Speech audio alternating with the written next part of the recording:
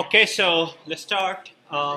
Firstly, any questions on the design homework that's going on? Um, so if like more than one key is pressed, you said it's treated like an invalid key. Now, does that mean that your entering sequence is terminated, or it just ignores it? No, you neither ignore it nor terminate it. It's as if an incorrect key was pressed. So let's say your code was 314. Let's say it so happened you pressed 3, then you pressed 3 and 1 simultaneously. Then you released 3, so 1 is still pressed. So the system is saying 3, some invalid key, 1, 4, let's say U. Okay? So then it actually will not unlock because that invalid key is as if it pressed some X. Okay? Yeah, that question is coming up again and again. So just treat multiple presses as if it's an invalid key which does not match anything in the code, but it is a key. Let's say you're just trying to press S. What happens if you press S and something else? Should it immediately go back to... Same thing. Any two keys, more than one key pressed simultaneously is an invalid key. And it should immediately go back to as if nothing was pressed. Well, I mean, you have to qualify what immediately means. If the system observed a clock edge where it saw S pressed together with something else, then it saw an invalid key. Okay, but if it happened in between two clock edges, then of course a clock system can never detect that. I was just comparing it between like if you're trying to press the numbers you type in your code, then you give an invalid key. You keep letting the user type your numbers until it presses U. Right. But if you do an invalid key before you even start typing in the numbers, should it just immediately, Okay. So let's say, so remember, lock is by default in some sort of a quiescent state, right? Until it sees an S, it ignores everything, right? So once it presses S, then it goes into saying, okay, do you press a P or do you press a number, or do you press L, right? Any other question? Yeah. And the red LED only comes on once the user has entered an entire command sequence and pressed U and it's wrong. Okay. The user has pressed a command sequence that has pressed L or U or a second P, okay? And then the red comes on and it remains on until S is pressed. And as to the lock activate and lock command, they come on, the lock activate comes on for 1 clock second. Lock command is a status thing, so it will have either a 0 or 1 value, but you will observe it. Any other questions? Okay.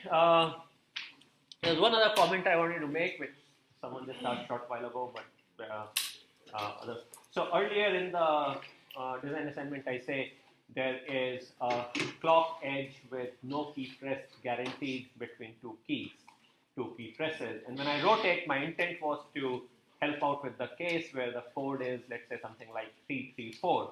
So between the first 3 and the second 3, I wanted to make sure that there would be a clock edge guaranteed. But if, let's say, I'm looking at 3-4, then one clock edge may see a 3 and the next one may see a 4. And you want to handle it as a proper key transition, that would be preferred. But if you insist that there is a gap between 3 and 4 also, that is fine also, because that is a genuine ambiguity in the way I kind of wrote it. So I'll accept, I guess, short answer, I'll accept both interpretations. But generally speaking, look, we are not going, this is not going to be a game of gotcha. Okay, so there's just a reasonableness of assumptions that are after. So bottom line is that, firstly, some questions along the lines of, can I terminate early and give an error thing? And that kind of, as I pointed out, can lead to an insecure lock, right? I mean, because the user can, a malicious user can start guessing the code. So that's why this constraint of everything kind of at the end. This bit about invalid key multiple presses at the X, that I think just adopting that consistent policy is going to lead to a simpler design. If you start having special cases that under some circumstances double presses are counted and some cases are ignored, I think we'll generally have a more difficult design. So how many of you are attempting the extra credit option? Fair number, okay. So that is one part where I think you will find it useful to kind of have a little data path, so to say, okay, that is stored stuff in some registers and then have some external logic whose output you are taking into account in the state machine, because you don't know what the code is. So just sort of something to keep in mind. The other thing is, one of the students had pointed out during last office hours that kind of a naive approach, which at least I was guilty of also thinking, may not work with a case where you have the same number repeating twice in the code. So watch out that sort of things work out. Usually the best way to check out these designs mentally is to kind of try it out just for a few sample sequences which kind of test different cases, whether things are working or not. So do that mental exercise. That kind of helps up quite a bit. I'm still not exactly sure on which exact clock edge you're testing for lock. Okay, so let's say at one clock edge, let's say 314 is a code. Okay, so think of the last clock edge on which 4 was found to be pressed, and then the clock edge on which 4 was found to be released. Okay, at that clock edge when 4 was found to be released, now the system knows that 4 has been released. In the next clock edge, the lock act would be asserted, seen from someone outside the CDI. Okay, and then they will remain asserted until yet another clock edge. So seen from someone outside, they'll see a pulse of the same duration as the period of the clock. This says like when a user presses L or S, then it has to press L in order to lock it. Does that mean that like if you press S, you can wait like an infinite long time, and you press L and it will still lock? Sure. Yeah. I guess again a real clock will have a timeout and stuff like that, but we don't have that here. Yeah, I kind of tried to model a little bit after the Schlage block I have at my home. So I kind of looked at its manual and kind of create a simplified version of that. So if any of you have that, it will kind of remind you a little bit of that. Okay. Anyway, any other questions? Yeah, I see. When you have an invalid input, do you register when you just like release one of the keys or both of them, or? I didn't get your question. Okay, So like you get an invalid input if you have more than one key press, right? But then you said that we don't like the key presses are registered when you release them. So no, key presses are registered for purposes of locking, unlocking when you release them, right? But the system is observing at a clock edge, it would see it to be observed. okay, so it can actually see the like that is an invalid input while you're holding down the keys. No, count that as an invalid input. Right. Okay. Okay, again, so this goes to this issue of there is somewhere early on in the second page of the homework, I say there's a gap between the two. Okay, so let's think of various cases. For example, I saw an X, I saw a gap that is no key pressed, and then I saw a number, let's say 3. Okay, so as far as in this case, what has happened is a non-valid key was pressed. It was clearly released because I saw a gap, I saw an edge with nothing, and then I saw a 3. So in this case, you have to absolutely count it. Okay. Now, some of you are also going with the interpretation that let's say I saw a key 1 and a key 2 in successive clock edges with no gap in between. What should I do? Should I count key 1 and key 2 or kind of ignore key 1? So let's say I had this equation x and a 3. Then as long as you are consistent, that is, if elsewhere also you are assuming that when I have, let's say, 4 and 3, and you would have ignored 4, then double press and 3, you can ignore double press. So you can be, so as long as you are consistent in cases when you have no gap between key presses, I'm fine. But I think most of you are using this interpretation, which is I see 4 in one and 3 in another, then you're kind of observing that it was pressed.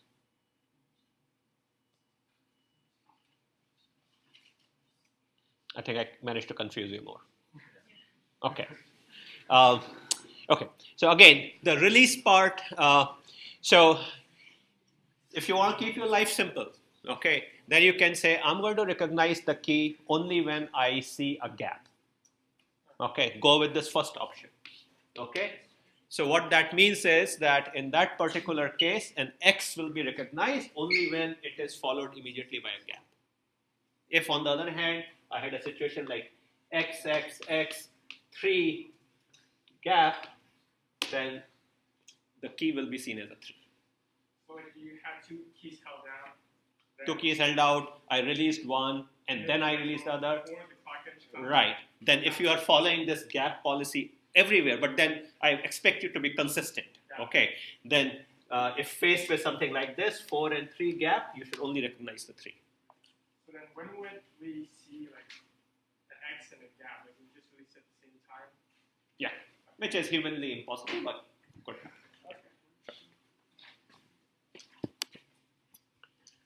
Any other questions? There's one there. So if you're holding down X and 3 and you release the X, should that be invalid since 3 is still being held down? Say it again. I mean, I'm pressing some double key. Yeah, and then if you release X, shouldn't that be invalid because you're still holding down 3? Okay, give me an example. I'm pressing. There's no such thing in X, right? So I'm pressing, let's say, 4 and 3 together. 4 and 3, and then you release 4. Shouldn't that be invalid? Yeah, but this goes back to the issue of when are you recognizing the key. So if throughout your design, you are recognizing the key only when you see a gap signal, or when you see a clock edge with nothing on it, then in that case you will not be recognizing. So, okay. So you will basically say a key is recognized only when nothing is pressed for one clock edge. Okay, in that case, in your example also, 3 will be recognized, but X will be ignored because there was nothing in between. And I think the state machines that Tianyu showed in the Friday lecture, they have these little state machines with each key, and what they do is they look out for the key to be released for it to be recognized. So I think that will kind of follow the interpretation. Any other? Now, one thing to remember is that sort of the keypad on Logisim, you cannot actually press 2 keys simultaneously. Okay, so for testing that, you have to inject signals on your own. Okay, so next topic we wanted to cover is kind of a simpler but less efficient approach to designing state machines, but still often still used for quite a bit, which is called microcode. Again, some of you may have seen it in other courses dealing with low-level computer programming. So recall kind of our a generic sequential system essentially looks like having a registers which store the state, and then they have some combinational logic which implement the next state logic and kind of the output logic. And separately, if you recall many lectures ago, we also saw that ROMs, read-only memories, can implement any arbitrary combinational logic. So in particular, ROMs have an address input and a data output, and the idea is that the n bits of addresses index into one of the possible 2 to the power n locations, and the contents of those locations are d bits or b bits in our case, and they are kind of output. So it's like a table. Each location in the table has b bits, and I have 2 to the power n locations. So I take an address which tells me which row of the table to go to, and then whatever the contents are output. So this way I can implement any function which has n inputs and b outputs. So that's what ROM, and there are versions of ROM which you can electrically programmable and stuff like that, and they are kind of very compact and efficient. So, so very early on, kind of people explored this notion that, hey, what if I were to use a memory array to realize a state machine? And this concept was done by a guy called Morris Wiles long ago.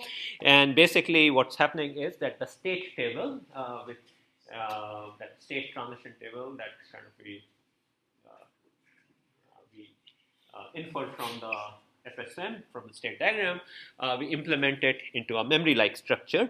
That memory could be a ROM, RAM, electrically erasable ROM, a bunch of different memory technologies, but common to all of them is some sort of a table into which we can index. So you address it with the current state, that is whatever is the content of the state register, as well as the inputs into the system. And then the output of this output bits from this memory are going to be, some of the bits are going to be used for the next state, and some of the bits are going to be used for the output from the system. So this output of the memory is called the micro instruction, and the content of the memory is called microcode.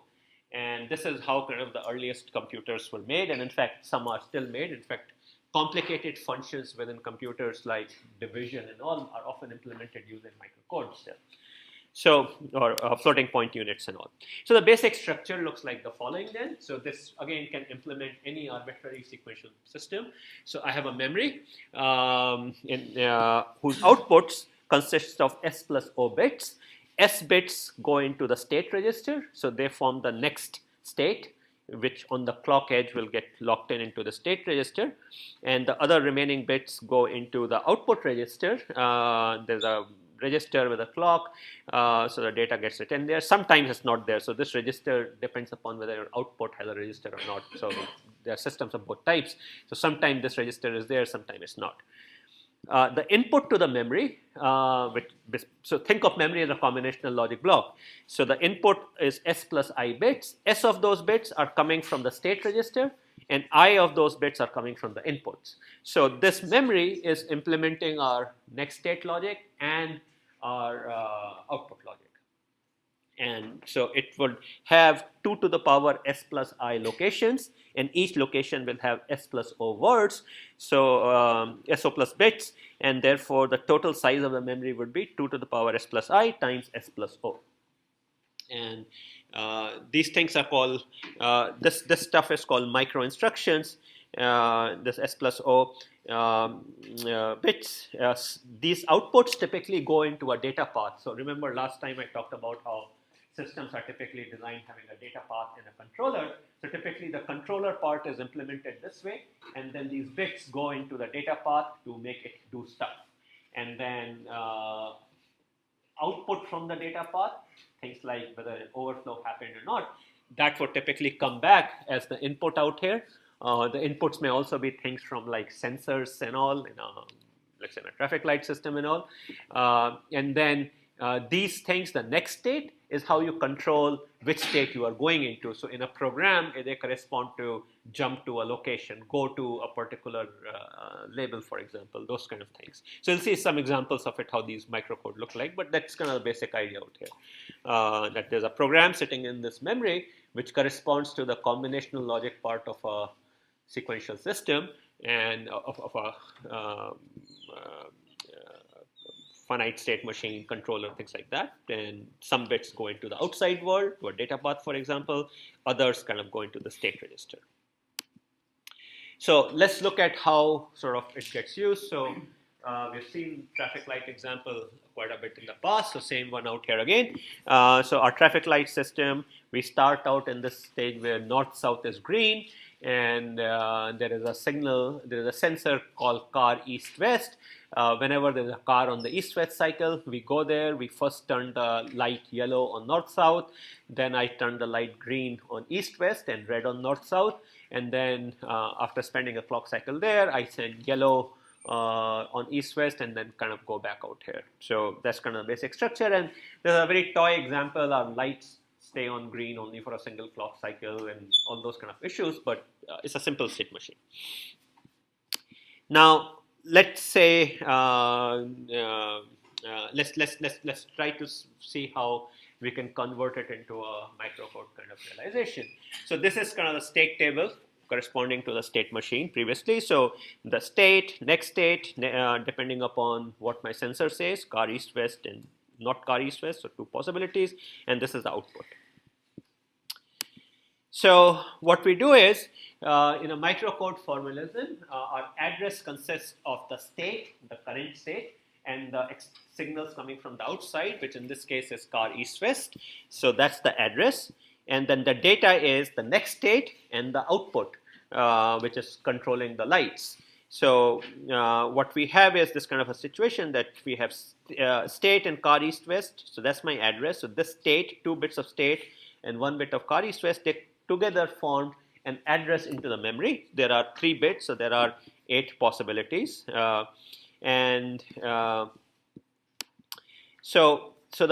we do is now at each one of these address in the memory, I have to store the content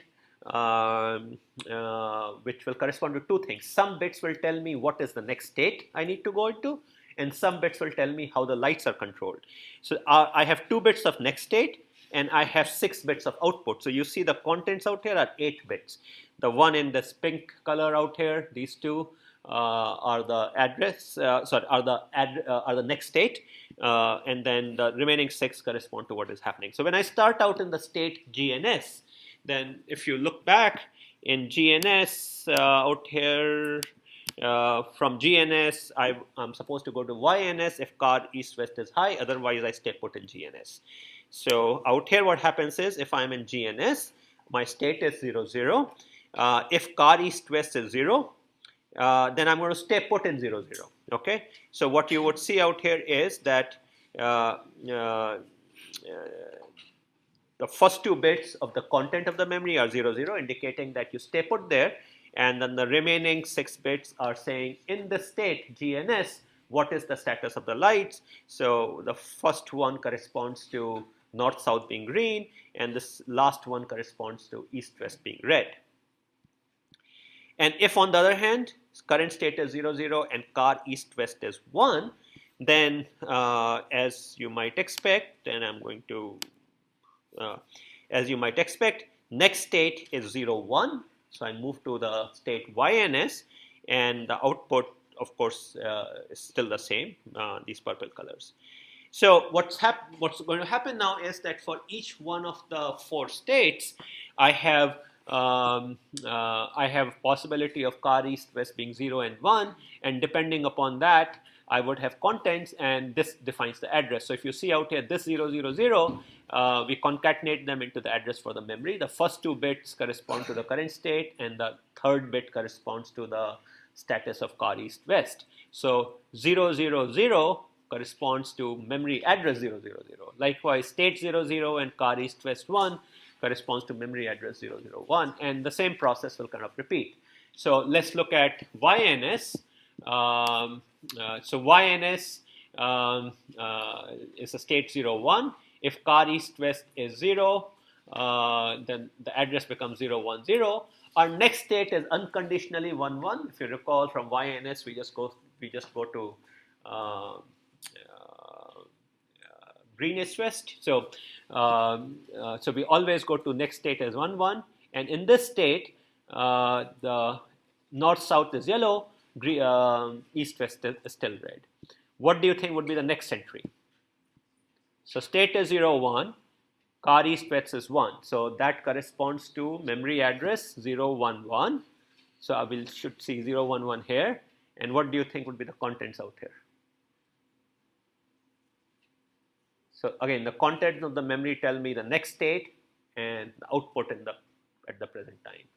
So what's the next state if I am in 0, 1? What is the next state when car east-west is high? Come on, guys. On the table to the left. 1, 1, right? I mean, it's in either case it's 1, 1, and output is 0, 1, 0, 1. So we'll actually see kind of the same entry out here. Okay. Then we are into state 1, 1, which is green east-west, and from you would see out here from green east-west, again unconditionally I go to the next state 1, 0. So what you would see out here is the memory address would be 1, 1, 0 and 1, 1, 1, and then what we'll see out here is next state is going to be 1, 0, and output is going to be 0, 0, 1, 1, 0, 0, and so that's what you see out here, and the table is kind of filled out for you. So what has happened is that we kind of translate our state table into kind of this contents of the memory, where addresses correspond to, in this particular case, state concatenated with the input bits that I have, and the contents of each memory location correspond to next state and the output. Now, in any given state machine, it's possible that not all the contents, not all the locations of the memory may be used, and which is equivalent to say that if I'm using n bits for state, let's say, then not all the 2 to the power n states may be there in my system. Typically, systems do not have states with the powers of 2. So some of the combinations may not be used. So my memory may have empty areas, but which is fine. So I can, in this particular case, I will use a ROM which has a 3-bit input, 3-bit address, and it has an 8-bit data, or a RAM, or any other machine, any other memory like that. So this is what my system now looks like. That combinational logic, the next state and the output logic are implemented by a memory which has 8 entries, addresses 0 through 7. In those addresses are sitting these bits, which were in the last column of the previous slide. And then those 8 bits of output, some bits are fed to the next state register for latching into the register, and the remaining bits are sent out to the lights in this particular case, or more generally the output from our system. How many of you have seen this stuff in any other class? Anyone? No. Okay. Sometimes taught in like CS33, those kind of courses. Okay, so let's go to the basic idea, and what we are using is this property which we made use of long ago, which is ROMs can implement any combinational logic. There's nothing else kind of going on. The only thing is, once we put it in this structure, then suddenly we start thinking in terms of there is an address and there is an instruction there. And so suddenly the notion of a program comes up. Programs are organized in the same way. There's an address and instructions there. So that's kind of the genesis of the earliest computer programs, which is these memories. There are locations where instructions are kept, and the contents of those each memory location is the instruction. But deep down, this is what's happening. Some of the bits control the next state. Other bits control things happening in the outside world, in the data file. So if you think about, I don't know, any of you have ever done assembly language type programming? No? I see a couple of hands. Most of you probably will in some course or other. So what happens deep down is the CPU, the instructions, have something called an opcode, which tells them what the instruction does: addition, jump, loop, stuff like that. And then remaining things tell it what to do it on, like which registers in a CPU to add, or where to jump to and all. So basically, these bits, some of them kind of decide what goes into what is the next state. So like if it's a jump, you're basically saying jump to a particular address. So the next instruction, instead of being the next one by a current address plus 1, you kind of jump to some other location. And the remaining bits of a typical instruction kind of control what is going out and telling the data path of the CPU to do, like whether to do an add or multiply or what kind of stuff to do. So we'll see some simple example later on, but this is how kind of early computers, programmable computers started out. Sometimes outputs are registered. So see, there's a difference between this example where the outputs are directly going from the ROM to the outside world versus this one where there is a register out here. So any thoughts on why these registers? I mean, the registers are just delaying actions by a clock cycle. Do you see any advantage of that? Why? It's often done. So the question is, why might I do it?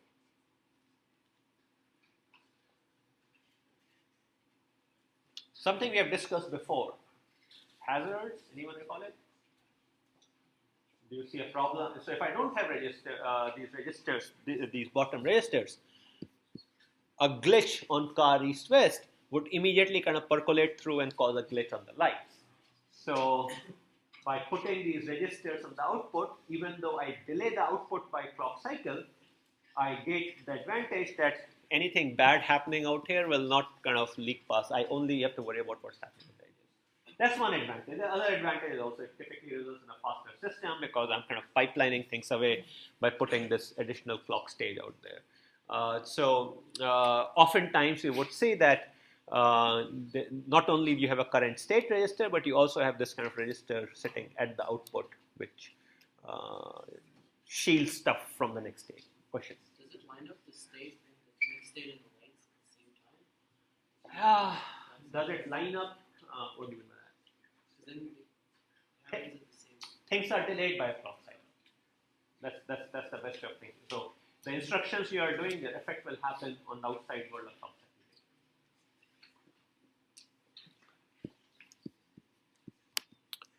Okay, so now let's say we want to improve or whatever, make some other changes to this light controller. So we want to add additional functionality. So what we want to do is we want the light to stay green in the east-west direction as long as the sensor says there is a car out there. So currently in our original light controller, it would, when the sensor said there was a car, the traffic light controller will go there and have the east-west light to be green exactly for one clock cycle. Now we want to modify it so that if there are multiple cars, then the light will stay on green on the east-west side. Furthermore, light stays green in north-south direction for a minimum of three clock cycles. So the idea is that we don't want the north-south to be starved out. So whenever we come back to north-south, we want it to spend some time out there so that if there is a lot of traffic on east-west direction, north-south still gets some traffic through. And then finally, after a yellow light, light should go red in both directions. Currently what was happening was we had green on north-south, red on east-west. Then we had yellow on north-south, red on east-west. And then we immediately went to green on east-west, red on north-south. Instead of that, we want to add an additional stage where both are red. Okay, so the short one clock cycle period where both east, west, and north are red. So these are three changes we want to make to our traffic light controller. So the new state machine looks kind of like the following now. So what happens is I am going to be in GNS1. This is the first. So I've just entered the north-south green. I'm going to spend 1 clock cycle, 2 clock cycle, 3 clock cycle at least. And then I'm going to start looking for the sensor, car east-west. If car east-west is high, I go to yellow north-south. Then I go to red north-south. So in this case, both directions are red. Then I move to green east-west. And then I stay put out there as long as the sensor says there are cars. Then when the sensor says there are no more cars, then I go to yellow east-west. Then I go to REW where again both are red. So and then I finally go back to green north-south. So I've kind of added a tons of states and edges to take into account those three features. Again, three features are minimum of 3 cycles of green on north-south, stay on east-west green if there are cars still there, and then have the state where both directions are red before when you're transitioning over. So we introduced those red north-south and red east-west corresponding to those. Okay, so again, taking this, you can certainly do it kind of our good old-fashioned way, the way kind of you're exploring it, the problem set and the design homework, but we want to do it the microcode way. So what happens now is with these sort of changing specifications, the advantage of microcode is it's kind of like writing a new program. Now here we are writing it in terms of zeros and ones and all, but usually you will have some nicer language on top of it, and a compiler which will take stuff and compile down to it. So, or an assembler. So you kind of don't literally write zeros and ones, although that's how people used to do it in 50s and 60s. But we have sort of higher level languages.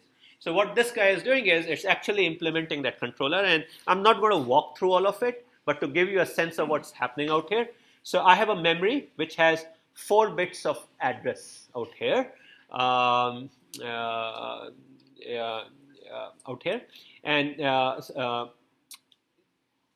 these are my states. So the state is 3 bits. So if you go back out here, I have 8 states, so 3 bits are sufficient. And then finally, I have car east-west, which is 1. So my address is made up of 3 bits of state, and the least significant bit is car east-west. So I have 4 bits total, and they correspond to the address in my memory. So for example, first row means that I am in state 000, and car east-west is 0. And according to the coding I have, state 00 corresponds to GNS1. So if I go back out here when I'm in GNS1, unconditionally, whether car east-west is 0 or 1, the next state is GNS2.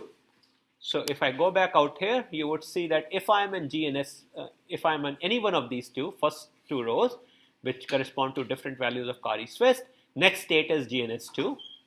Output is green on north-south and red on east-west. So what happens now is at address 000, the content of the memory are 001, which is saying go to state number 001, and then 100001, the remaining 6 bits, which are controlling the lights. And it's the same thing out for the second row also. For address number 001, the contents are the same. Then I go to state 001, and again I have two choices. Car east-west could be 0 or 1, so they correspond to row number 3 and 4 in this table, which is address number 210 and address number 3. And again what happens is the next state is GNS3 unconditionally, which is state coding 010, and output is 10000001, same as before. So again I have this condition.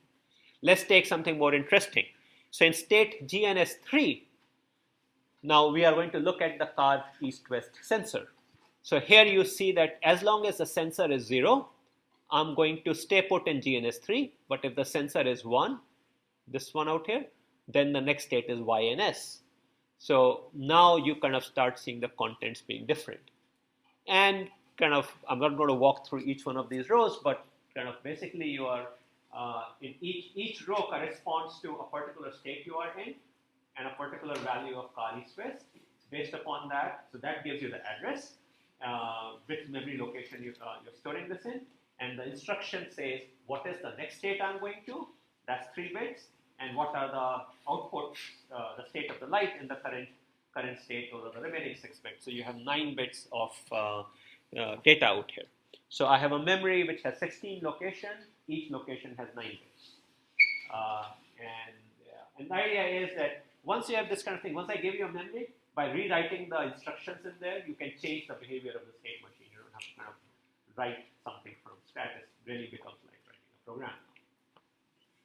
Now, disadvantages, of course, are that memories comes in powers of 2. Locations are powers of 2. So oftentimes, if your program is not exactly of a length which is power of 2, then you may have wasted areas of memory and all. Okay. The advantage, of course, is it gives you a reusable system. If I make my memory to be something I can write to, then I can take that system and kind of change the program and change the state machine totally, as opposed to synthesizing things in terms of these flip-flops and combination logic. So it becomes a more powerful way of designing systems. So before I move on, any questions on this part? In many ways, this is kind of conceptually a lot simpler way of designing state sequential systems than kind of dealing with Carnot maps and these flip-flops and whatnot. But nevertheless, any questions? Is this preferred for the state machine? No. It looks like a lot easier. Lot more? Easier. Life is not always about things being easy. It's also about being efficient. So memories are very inefficient way of implementing combinational logic.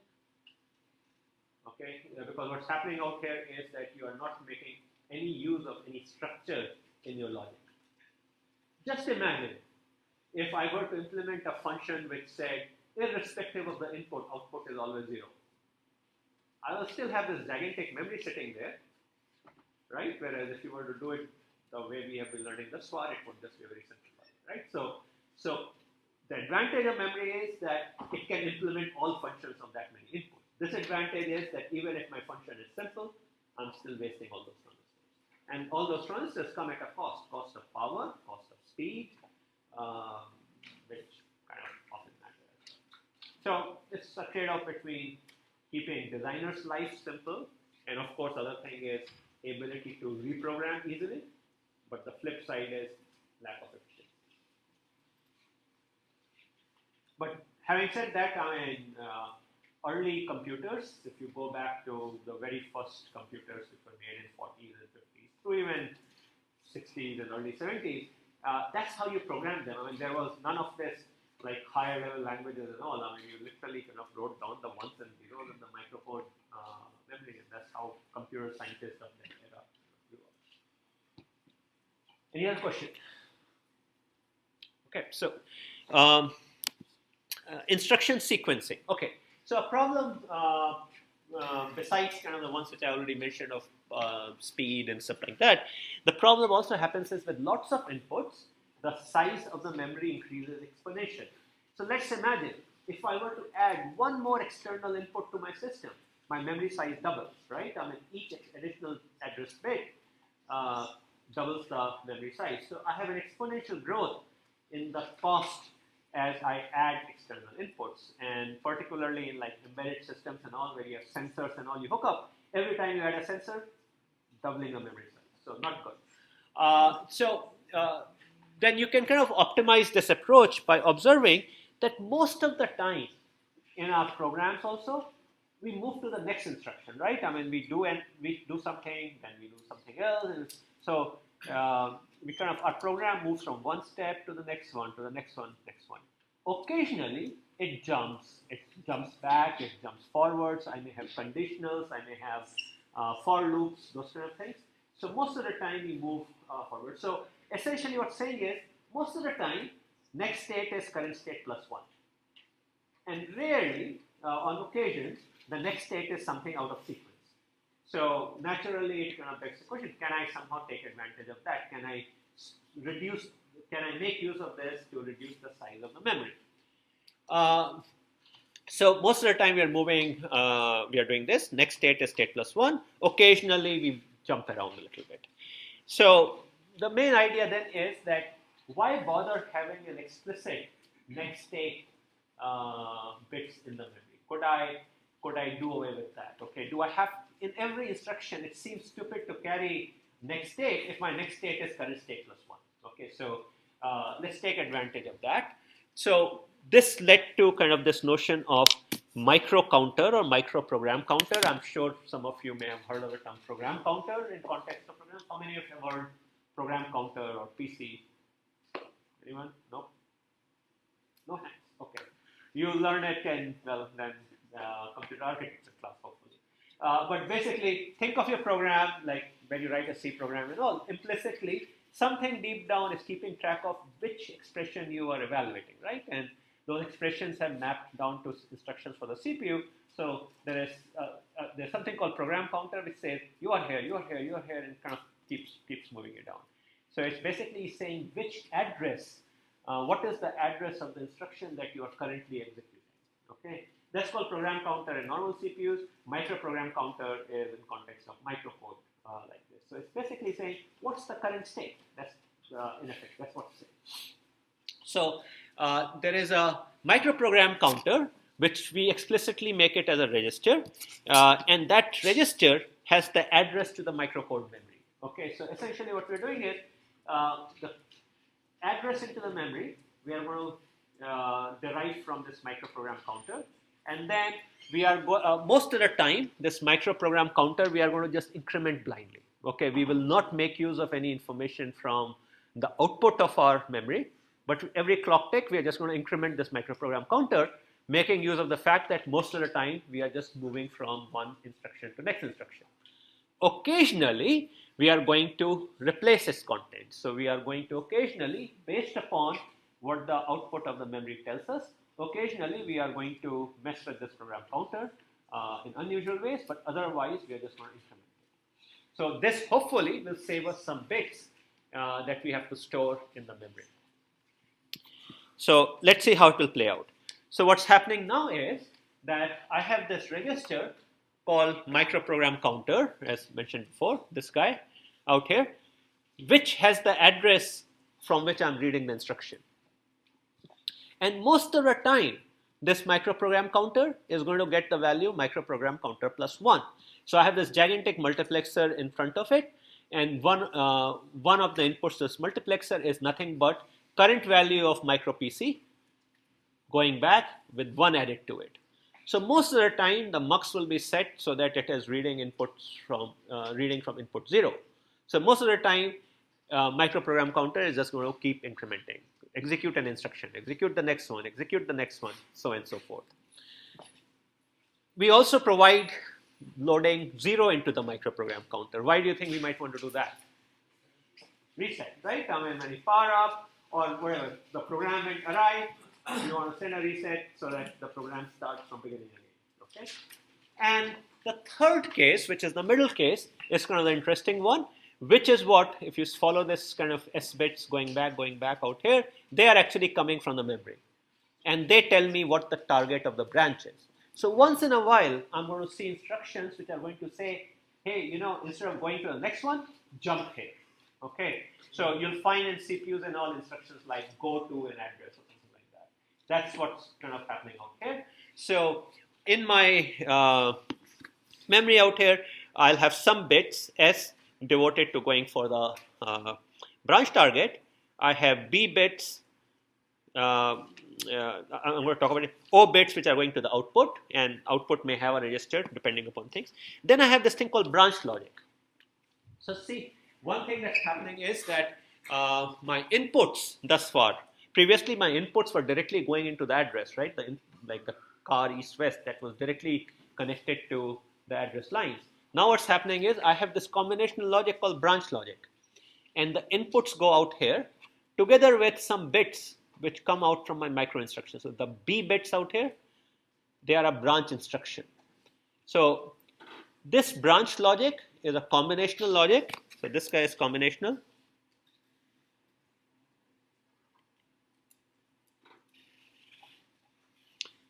And this is going to let me make a choice between whether to make microprogram counter 0 or make the microprogram counter to be +1 or make the microprogram counter get its value from the instruction. Okay, so 3 choices. Reset to 0, just go to the next one, or use the bits in the instruction. With this approach, our memory size becomes 2 to the power S, where S is the microprogram counter size, times S plus O plus B. Whereas previously, they were, if you recall, previously they were 2 to the power, if we just go back, 2 to the power S plus I times S plus O.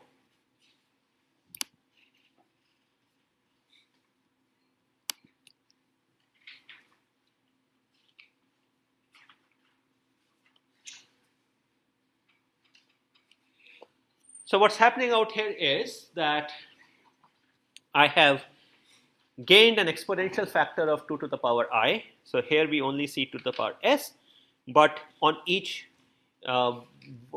memory word thus far, seem to be storing more bits, and we'll see how we optimize for that also.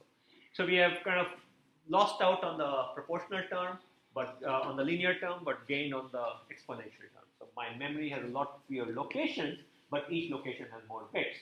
Hopefully, we'll still be a winner with this. Typically, we are, because systems have many large. The number of inputs I can be very large. Typically, some sensors, some I/O ports, stuff like that. So that's kind of crudely the idea. Let's see how it plays out in detail. So what happens now is, because of this stuff that we have this kind of a branching logic that, depending upon what these B bits tell the system either moves to the next instruction or jumps to something or goes back to 0. This branch logic is going to be something, some combination logic, some arbitrary logic. So we need some different type of instruction format, because now I have 3 types of fields. Previously we just had S and O. Now I also have these branch target or branch instruction. So typical microcode instruction in this case is now going to have 3 type of things. It will have B bits, which will tell what type of branch instruction it is, S bits, which tell us what is the target of the branch, and O bits, which tell us what the outputs are. So let's look at an example of how in a system this might look like. So let's say what I want to do is I want to select, so essentially the role of these B bits these B bits out here, the role is help me decide whether to increment or go to 0 or go to some special target out here. So instructions, in a way, what they're taking the form of, they're basically saying evaluate. So those B bits will, some encoding of B bits will say just increment. Some other encoding of the B bits will say evaluate some function over the inputs. I have I inputs, and if its value is 1, then jump to a particular location. So for example, they may say if I have I inputs, so compute some function f over the I inputs. If that function has a value 1, then you go to the branch target, those address given by those branch target bits. Otherwise, you just increment. So for example, I may have an instruction which says branch if car east-west. So this is saying branch if car east-west input is 1. So in this case, the function f is f of car east-west is saying that if car east-west is 1, then the function returns a value 1. And if that is the case, then branch, that is go to the address which is included in the instruction, these bits. Otherwise, if the car east-west is 0, then you just go to the next instruction. Likewise, I may have an instruction saying car if not car east-west, which is saying that if car east-west is 0, then jump. Otherwise, go to the next instruction. So generally speaking, you will find instructions like branch if overflow. So it will say if the previous addition resulted in an overflow, then jump to some other address. Otherwise, go to the next instruction. Or it might be branch if a sensor is reporting a particular value, which is kind of the example out here, car east-west. So you'll see these kind of conditional things where depending upon the state of some signal, you are going to take one of two choices, either go to the next instruction or go to an instruction which is at some other address. And we see this in our regular software programming also. We say if x less than 0, do something, otherwise do something else, right? I mean, if then else kind of structures are very common. This is exactly what is happening out here. So let's look at an example how a particular instruction set might look like. So for example, I may have two inputs to my system. Let's call them in1 and in0. And I have a 3-bit branch instruction. BRINST2:0. And then what I may have is kind of this kind of an instruction. So it basically says that my branch, you are going to branch if branch instruction 0 is high, if this logic condition is held true. So if BRINST0 is 0th bit of BRINST and in0, which is an input, or BRINST1 and in1 XOR with BRINST2. So let's see what it translates into. So if, let's say, my instruction is 0, 0, 0, these 3 bits, if they are 0, 0, 0, then what that means is it's a no-off. Don't branch. Proceed to micro PC plus 1. If you plug this 0, 0, 0 out here, you would see that branch comes out to be 0. Because branch inst 0 is 0, so this terms become 0. Branch inst 1 is 0, so I have 0 or 0, which is 0, and that is XORed with 0, so whole output is 0. So with this 0, 0, 0, you plug it into this right expression, you are going to see that branch is equal to 0, and therefore what this is saying is never branch. Don't branch. Proceed to, so always go to micro PC plus 1. If I say 0, 0, 1, then you would see that, so let's see if it is 0, 0, 1. So what is happening? This is 1, this is 0, this is 0. So this whole term, so I'm looking at this guy. So this is 0 and 0, so this whole thing becomes 0. And now we have, here I have 1 and in 0, so this whole thing becomes in 0. I have in 0 or 0, which is the same thing as in 0, so I finally end up with in 0 XOR 0, which is in 0. So which is why branch is going to be high whenever in0 is high. So this instruction 001 is equivalent to saying branch if in0 is 1, or it's often in this one the code given to it is B0. It's basically saying if the branch if the 0th input is high. If 0th input is low, what will happen?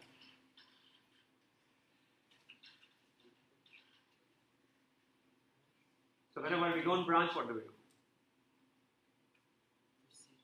Proceed to micro PC plus 1, right? So by default, you are moving to the next instruction. So if by default, your next state is current state, so micro PC plus 1.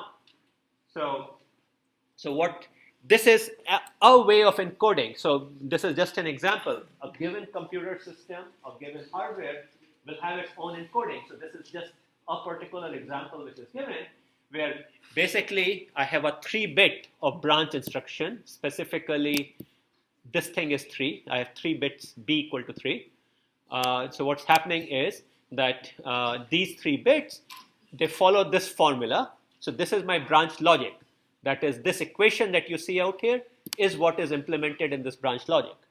Okay, and it's going to control the multiplexer accordingly. Let's look at BR 100.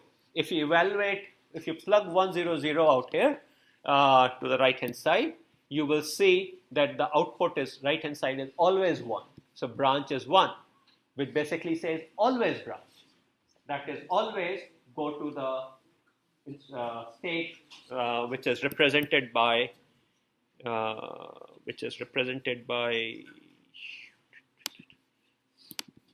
these branch target. Likewise,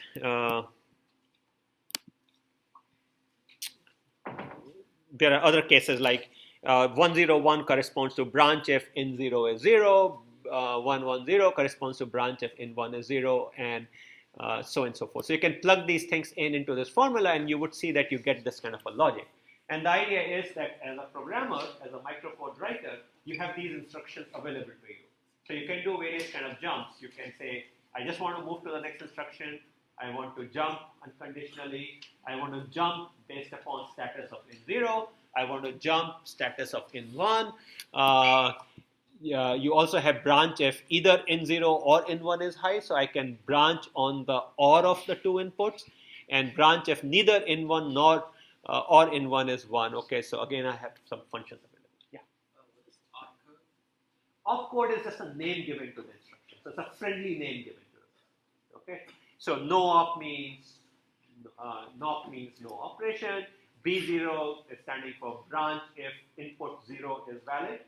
B1 stands for branch if input 1 is valid. Again, there is nothing kind of, this is just an example. Okay, if you look at the manual for a CPU, you will see different instructions for it. Okay, sometimes B0 may be called BR0, for example. It's just a friendly name. Okay. So in this hypothetical little computer, we had these branching options available to us. I could have something totally different. This is another example. This is an example where I have I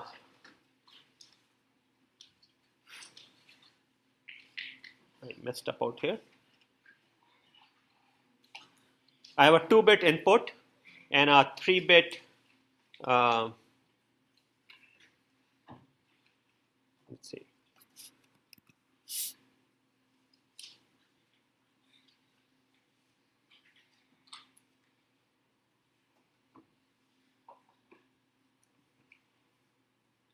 Yeah, I have a 3-bit instruction again out here, and the branch logic says I'm going to branch if br inst. I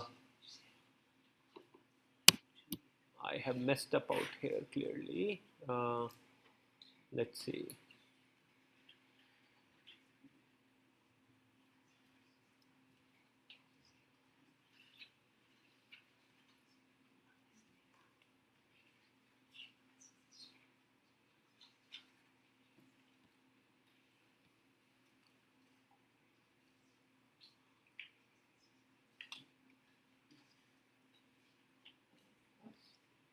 I think most likely this guy is 2, but we'll find out.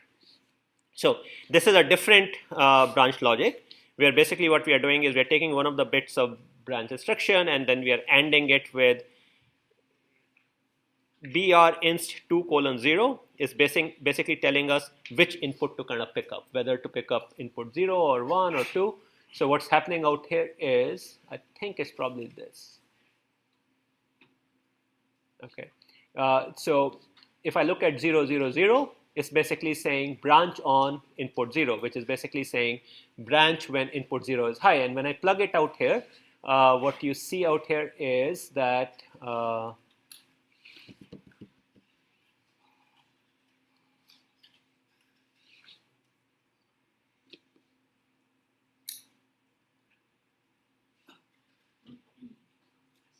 okay, I think I messed up this logic out here, so I'm going to skip it and probably email on Piazza.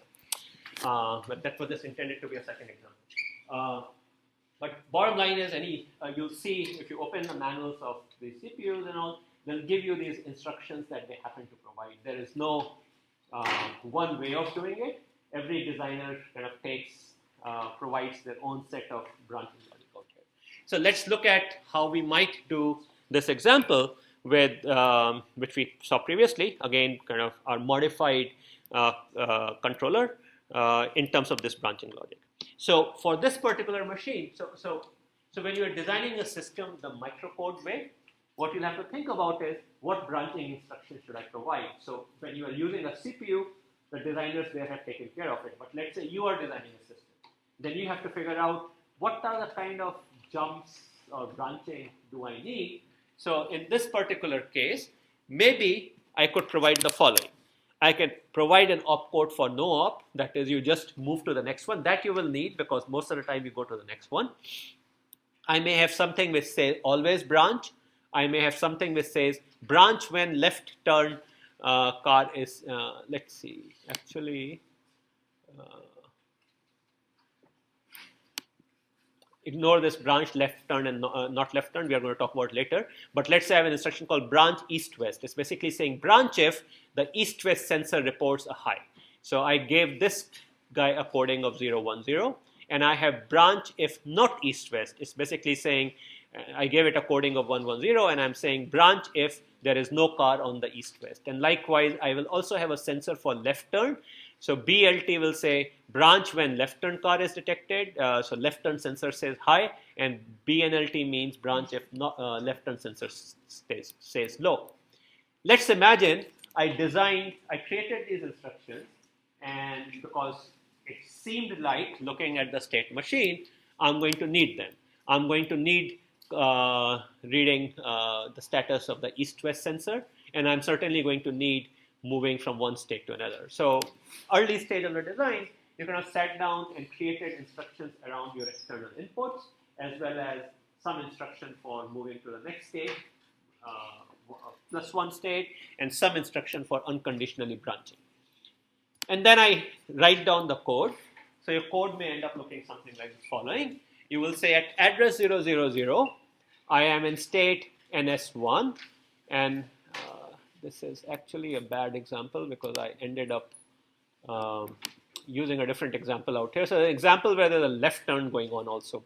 So what's happening is I'm writing a program where I'm saying I'm in state 1. I'm going to see if the left turn sensor is high.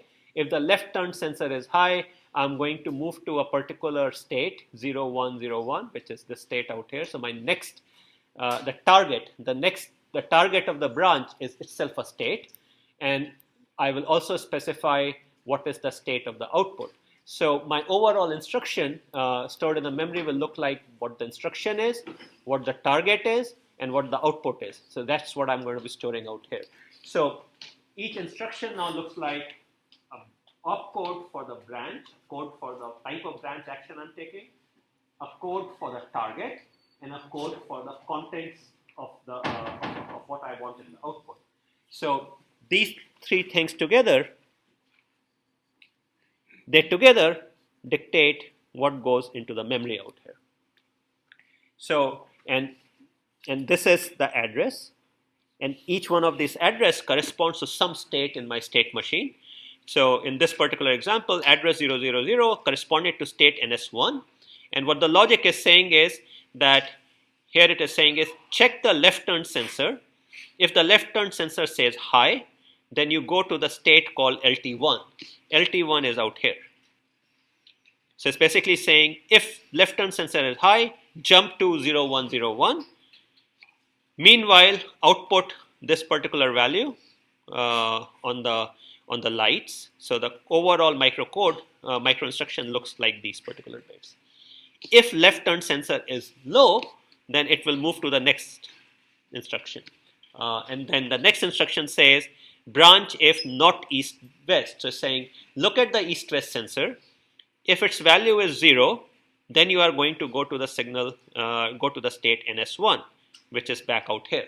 So what this guy is doing is checking the left turn sensor, and then if the left turn sensor says high, it goes to some other state. If left turn sensor is low, then it checks for the east-west sensor. If east-west sensor is low, it basically is looping back out here.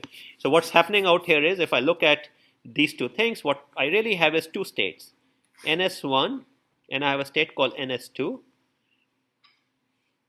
I move to NS1 to NS2 if there is no left turn. And if there is left turn, I go elsewhere. From NS2, I go back out here if the east-west sensor is low. If east-west sensor is high, then I go out of this. So there's kind of a looping action which is taking place. Much like this literally is a software program that you're kind of writing, and I have this bit of a looping going on out here. From NS2, you see there is a jump back to NS1.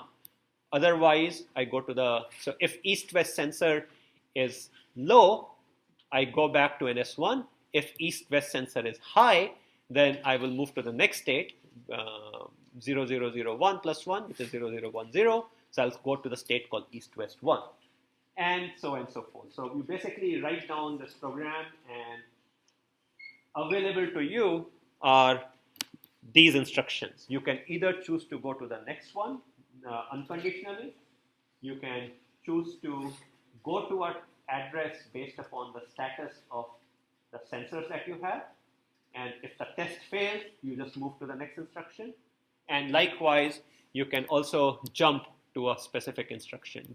Always branch. Always branch would typically be useful at the end of the program when you want to kind of go back. Go ahead. So does using this microcode thing, is it used to reduce the number of memory slots that we actually need? Is that right? Yeah, so if you go back out here, what is happening is that compare this guy where the microcode is feeding into the memory, only these things, right? S bits. The inputs are not feeding into the address directly. Input is affecting how we are changing S, but inputs are not going directly, are not directly dictating the address. Versus look at our original microcode.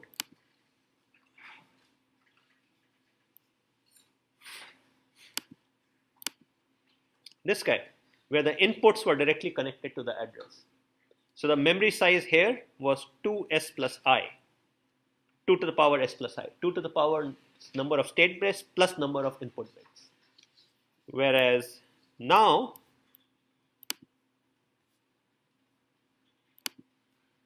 it is 2 to the power s. So I have an exponential reduction in the number of memory locations. But each memory location has more bits, which we are also going to see how we can reduce further. So that's the game we played, that instead of having the inputs, the sensor values directly affecting, so earlier on what was happening was for each state, for NS1, I had two possibilities for the sensor, east-west, 0 or 1. So for each state, I actually had two locations in the middle. Now what is happening is, I have a single location for a state, NS1, and the sensor is affecting the branching logic. The sensor is saying whether to move to the next address or whether to jump to some other address. So I've reduced the number of locations in the memory, but I have expanded the number of bits in each location because I also have to store the branch target.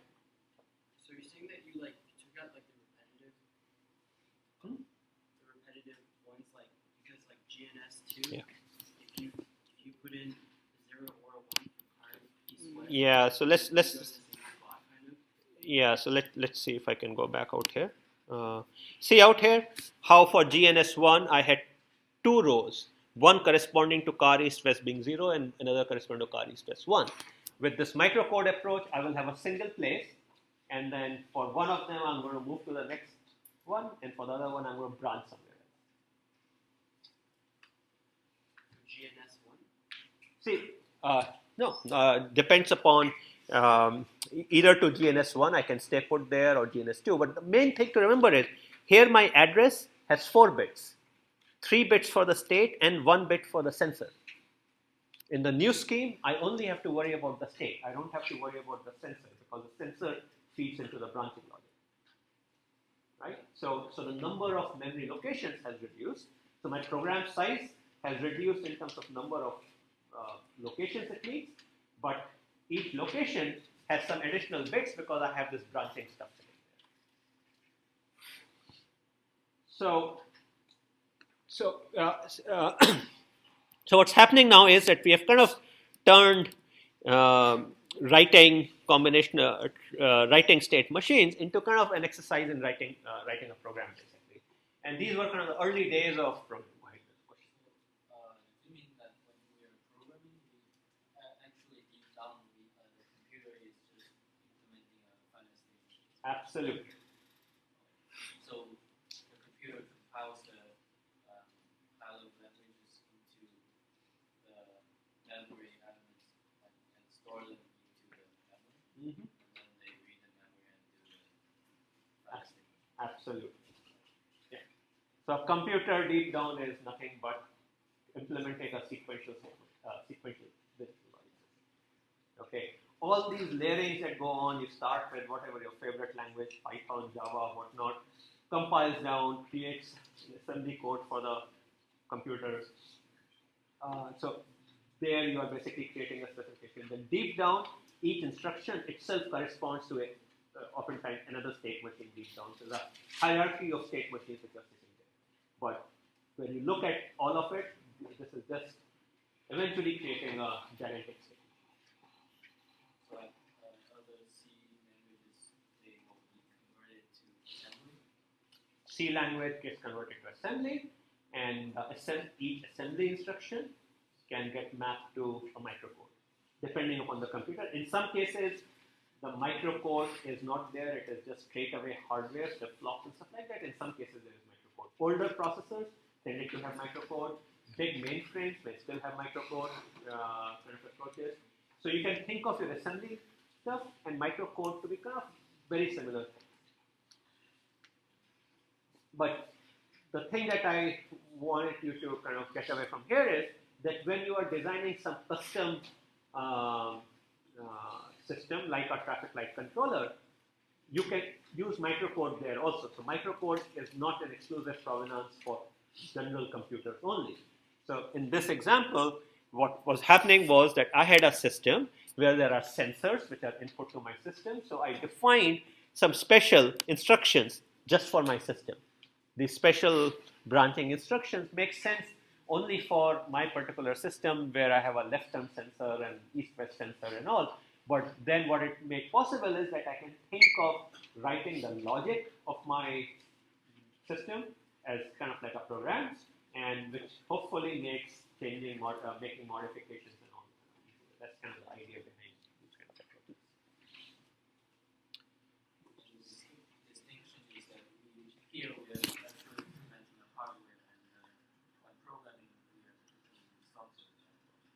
See, software is nothing but ultimately bits going into memory, which are being used to realize the combinational part of a statement. Okay, combinational part of a sequential system. So software and hardware distinction deep down is not there. It's one and the same thing fundamentally. Okay,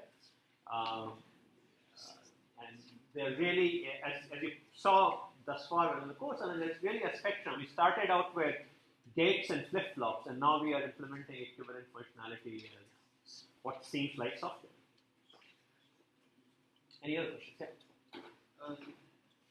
The microcode of light traffic control with left turn, the addresses are also 4 bits. So does that mean that that's like the previous target? Yeah.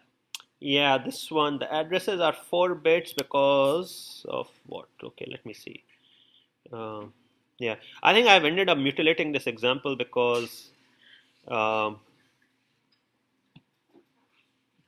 2, 3, 4, 5, 6, 3, 3, 6 to 8. I mean, just from this example, they don't need to be. So I think I probably lifted this example from a bigger example, and which is like 4 times. But if I were just focusing on this one, I would 3 bits. But usually what happens in microcode, just like any other computer, you kind of have bigger memory than what you really need, and your program will fit only, make use of only part of it. Okay, so what happened in this case is, so basically our instructions now have branch instruction, which is basically saying how to branch. So there are a few bits which tell us that.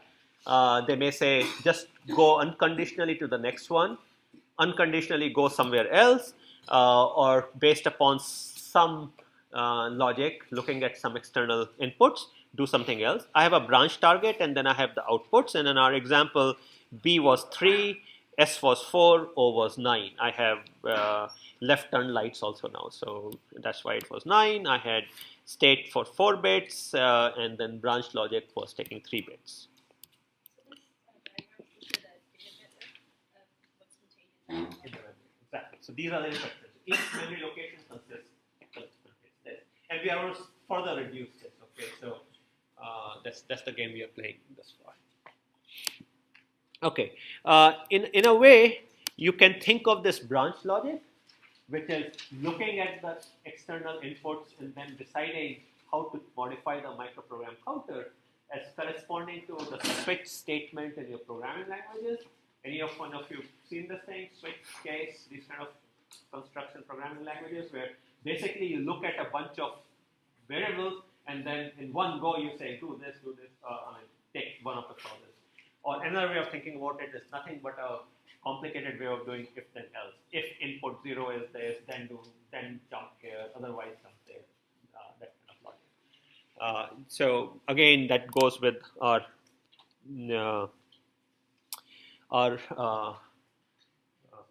analogy with the software. Okay. Sometimes the branch logic is even more complicated. So thus far we saw that the branch logic was only controlling the input to the multiplexer. Sometimes we would see that branch logic can also modify the microprogram counter in more complicated ways. So like in this case, what you see is microprogram counter can get the value 0 or can get the value, current value added 1, or I have this branch target logic, this stuff sitting out here. This is some complicated logic which takes the branch target from the micro instruction together with the inputs, together with the branch instruction, and then generates the target. So instead of the target being coming directly from the instruction, the target can now be modified some way. So for example, I could say, depending upon the value of the sensor, jump to location 100 or 100 plus 1. Okay, so I can basically have 100 sitting in my instruction, and then I can, and the idea is that whenever I say jump, based upon a sensor value, you can jump either to location 100 or 100 plus something, 100 some fixed number, 100 plus 1 or 100 plus 2. So this way I can do multi-way jumps. I can say, look at the status of left turn sensor and left turn sensor and east west sensor, and if both are 0, go to location 100. If east west is 1, left turn is 0, go to location 110. If other combination, go to 120, 130. So I can just say go to location either 100 or 110 or 120 or 130, depending upon which one of the 4 combinations are true. So I can do multi-way jumps like this. So you would see the ability to that this kind of stuff sitting there, which is so that I can load a value into the program microprogram counter, which is modified by the status of the inputs that we see out here. So let's look at an example. For example, I may say branch destination is some function of branch target, branch instruction, and the inputs. That's basically what we are doing. Whereas thus far, branch target, branch destination was always fixed. Branch destination was just being copied from the instruction. But so previously, thus far, we had branch instruction directly equal to only the branch target, only this part. But now what we are saying is branch destination could be a function of branch target, the type of instruction I have, and the status of inputs.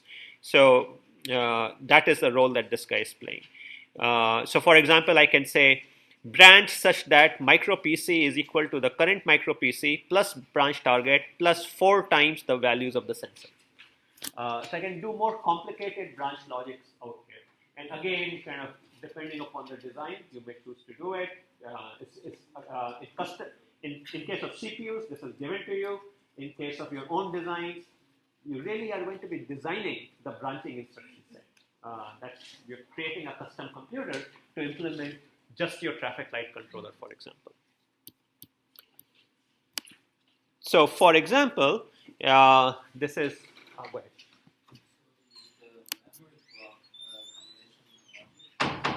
Memory is combination. It's just a table. Right? Yeah, memory is purely combination. So the select for the mux, why is this? The select bits of the mux.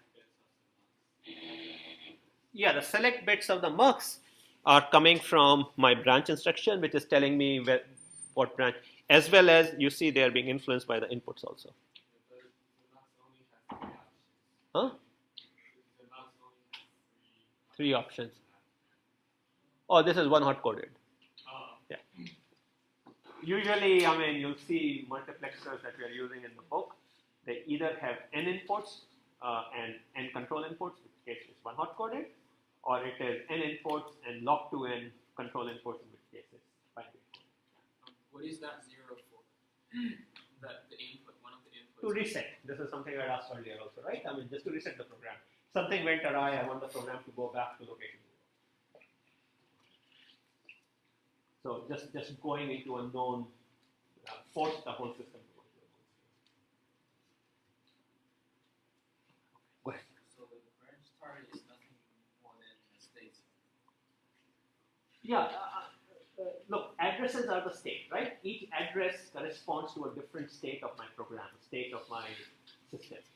So branch target is telling me where to go next. So it's basically telling me what is the next state. So the branch target logic is just to add more functionality to the way that we have, but how does it apply to like this problem? Like, or does it not apply? And you're just showing us like the other. Or to the traffic controller problem? It doesn't apply to traffic controller problem. I'm just showing it as the kind of ideas that people kind of use. So again, kind of designing the. So again, you'll encounter this thing in kind of 2 different ways. You are given a computer with its given instruction set, with you look at this thing, it will tell you these are the type of branch instructions I have, and then you write your code for that.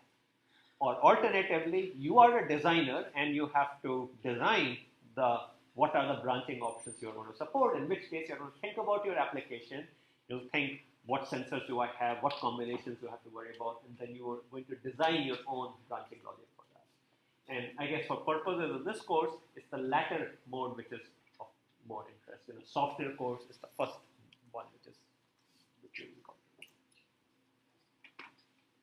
Okay, let's move on.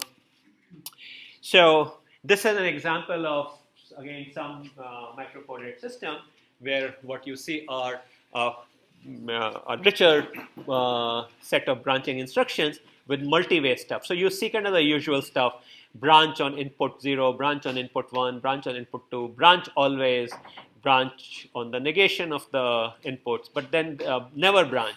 But this last one is interesting, BR4. It says branch 4 ways. It says branch either to micro PC or micro PC plus 1 or micro PC plus 2 or micro PC plus 3. So this is a 4-way branch. So this instruction is going to examine inputs, input 0, 1, 2, and 3, and then is going to do a 4-way branch. If input 0 is high, then it is going to branch to micro PC. If input 1 is high, it will branch to micro PC plus 1. If input 2 is high, it will go to micro PC plus 2, and then if input 3 is high, it will go to micro PC plus 3.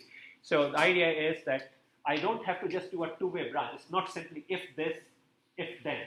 I can do a case statement. I can say switch based upon a variable and go to one of the 4 locations.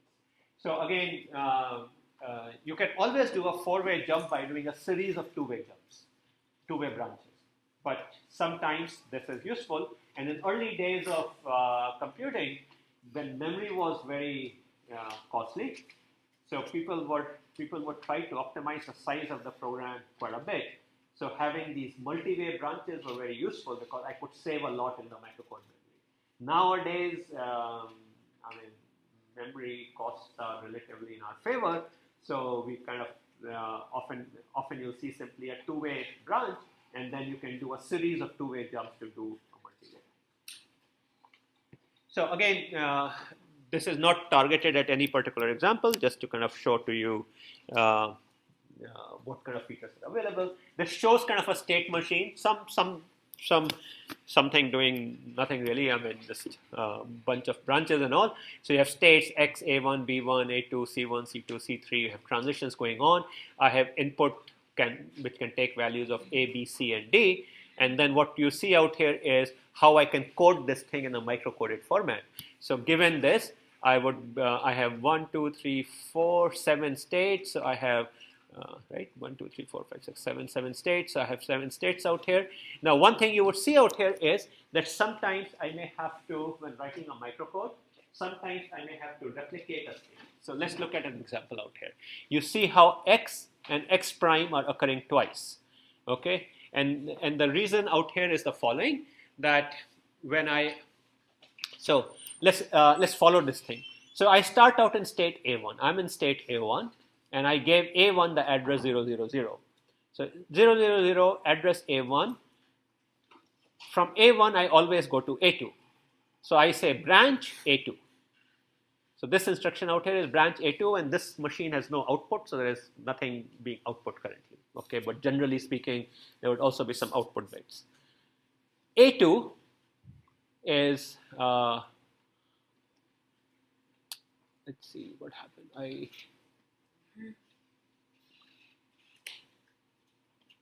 Yeah, A2 is this guy, 001. Did I mess up? Let's follow through. So address 001 is state B1, and I say branch to C2. So I branch to C2. I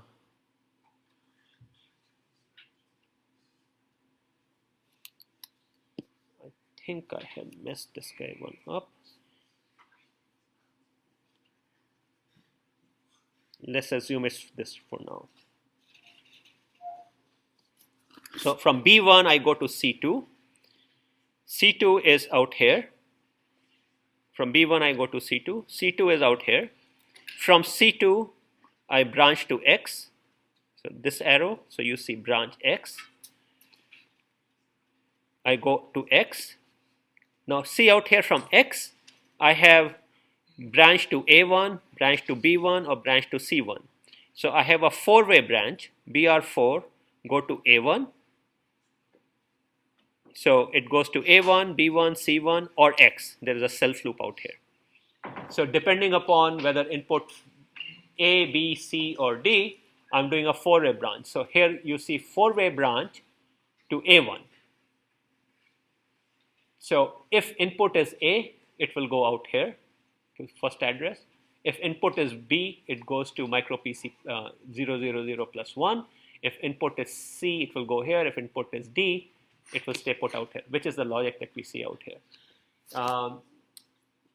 This 4-way branch is kind of saving us a series of branches that I would have to otherwise kind of do. So that's an example of branch 4 kind of playing things out.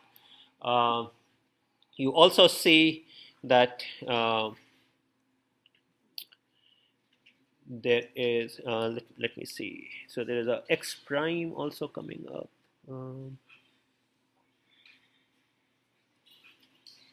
Yeah, so let's just, that's the main point I want to get across. There's a BR4 being used, which basically is jumping into one of these 4 locations, which corresponds to this edge, this edge, this edge, or this self edge. So I can do a 4-way branch and save some memory locations. Okay, another point. Sometimes our state machines have way too many outputs. So for example, in our traffic state machine, we had 6 traffic lights. In the left turn version, we had 9. So oftentimes there are too many outputs to control. So if I have more outputs, then that increases the width of my micro instruction. So one way we can shorten, so that's one thing. The other thing is that I'm carrying this branch target in every instruction. Every instruction, even if I'm not branching, I still am setting aside those S states. So could we reduce the size of the micro instruction? So a couple of things that we can do. One thing we realize is that not on every instruction do I change every output. So even though I have 6 or 9 traffic lights, most of the time they remain unchanged. Not in every instruction I'm changing all of them. And the second thing is that not in every state do I need a branch target. So why carry them unnecessarily? So what is done is that we end up defining typically 2 types of instructions. Instructions which are dedicated just to branching, and instructions which are dedicated just to modify the output. So this is how it works. I will say that 1 bit is going to tell me whether my instruction is meant to decide where to branch or whether to modify an output. So this first bit, when it is 1, it means it's a branch instruction. When it is 0, it means it's a modify the output, load something into the output. And these remaining bits are going to tell me what type of branch it is and what the branch target is. Whereas if it is a load instruction, the remaining bits are going to tell me which output to change and what its value should be. So let's kind of look at an example. So what I have now done is I have taken my micro instruction, and instead of having in every micro instruction having a branch logic, branch instruction, target for the branch, and the output values, I have divided my instructions into 2 types: branch instructions and load instructions. Load which load a new value into the output. The very first bit can tell me which type of instruction it is, and remaining bits are going to tell me, in case of a branch instruction, the condition and the target. In case of the output load instruction, the destination and the value. So branch instructions affect the flow of they affect the next state, and load instruction affect what output gets modified. So the way this works is the following: that I introduce this additional register out here, which is called the output register. And I can write to some of the bits of this register. So this is like the panel port of your computer. So essentially, not in every instruction am I telling what the value of an output is, but rather my outputs are outputs of these D flip-flops. And an instruction can write to some of these D flip-flops. So it can say, change just the state of the green north-south line. Leave the remaining unchanged as before. Or change the left turn line. Leave the rest unchanged. Whereas until now, our model was every instruction I was telling for every output what the value should be. So we are making use of the fact that most of the time we change the value of our output and then we leave it unchanged for a long while. And so we kind of changed the whole approach to one where by default the output is unchanged. It's just picking the value from this register. When we want to, we go and write into a register to explicitly change the value. And so I have now these 2 kind of instructions which are branching and instructions which are writing to an output port. What do you see the disadvantage of this approach? So now I've reduced the instruction size. I don't have to carry, previously my instructions had the condition, the branch target, and all the output values. Now I have reduced the width of the instruction. What do you think would be the disadvantage? Let's say I have to branch and change the green light. What would I now need to do? I have to do two more steps, right? I have to take one step to modify the output and another step to jump. Whereas previously I could jump and change values at the same time. So I have more instructions that are needed, but my micro instruction size has reduced quite a bit, hopefully a factor of 2 perhaps. So I need bigger memory, but the idea is that since most of the time we don't need to do the two simultaneously, we branch occasionally and we modify outputs occasionally, so you'll probably come out ahead. And that's indeed what happens. You don't see, you see this kind of thing quite a bit. And again, in later courses, if you decide, if you're in computer science or computer engineering, you will see that the instruction set for computers have two separate instructions, branch instructions and instructions which modify values of registers. Instructions don't try to do the two simultaneously. They do one or the other so that the size of the instruction is reduced. And same thing in microcode, that instead of having a very wide microcode, you create kind of two types of instructions. Instructions which cause the next state to be modified, to jump to something, versus those that let you modify the output register. So that's what happens. There is an output register, and typically the way it's implemented is that that output register is going to be a bunch of D flip-flops, and those D flip-flops are controlled by some sort of a decoder, so that at any given point in time you will write to one of those D flip-flops. So you will basically going to change the status of one of the lights. So you can say, I may have 16 lights, let's say in my traffic example, and a given instruction can change any of those lights, so it will need 4 bits to decide what light, and then 1 bit to decide what value. So I'll need 5 bits out there, as opposed to 16 bits for specifying the state of every light all the time. So I can reduce the number of bits quite a bit. Instead of 16 bits for 16 lights, I would have 5 bits, I'll have 4 bits for which light and 1 bit for the value. Or like in our example, with the left turn, I had 9 signals, so I could carry all the 9 bits all the time, or I can carry 4 bits to specify which light and 1 bit for the value, so 5 bits. So I can save 4 bits in every instruction, multiplied by the size of the memory, I can save a lot of bits that way. So this is the kind of game that as a microcode designer you would have to keep doing. This is an example of the traffic light controller I just created in Logisim.